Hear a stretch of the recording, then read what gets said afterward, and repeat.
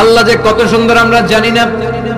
আল্লাহ বলেন উজুহু ইয়াউমাইযিন নাযিরা ইলা রাব্বিহা নাযিরা।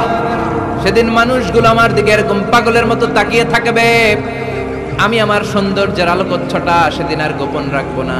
জান্নাতীদের কাছে আমি আমার সব প্রকাশ করে দেব।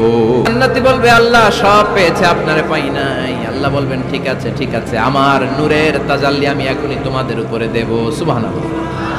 আল্লাহ জান্নাতের ভিতরে বিশাল কনফারেন্স রুমে সব জান্নাতীদেরকে ঢুকাবে। সব জান্নাতীরা বলবে আল্লাহ পর্দার পেছন থেকে তার নূরের সৌন্দর্য সেদিন প্রকাশ করে দেবে। খুব অল্প সময়ের জন্য আল্লাহর নূরের তাজাল্লি দেখাবে। এমন না যে ওখানে নূরের তাজাল্লি অনেকক্ষণ দেখা যাবে, না, সবাই তাকিয়ে থাকবে, আল্লাহ নূরের ঝলকানিটা দেখাবেন নিজের। দেখার সাথে সাথে জান্নাতীরা পাগলের মতো ওই নূরের ঝলকানির দিকে তাকিয়ে থাকবে। তাকায় আছে ওই ঝলকানির দিকে, এত সুন্দর, এত চমৎকার, অসাধারণ নূরের ঝলকানি। কিন্তু নূরের ঝলকানি দিয়ে নূর কিন্তু আর সামনে নাই। আল্লাহ আবার পর্দা নামিয়ে ফেলবেন না, কিন্তু সামনে কিন্তু আর নাই। ওই যে দেখাইছিল ওইদিকে পাগলের মতো তাকিয়ে থাকবে। এইভাবে লক্ষ কোটি বছর শেষ হয়ে যাবে।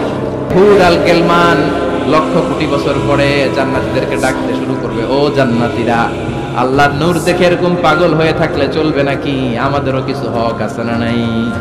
আসেন আসেন, আমাদের কিছু সময় দেন। তখন জান্নাতীরা হুঁশ ফিরে পাবে, তাই তো কই ছিলাম এতদিন, কি দেখলাম আমি?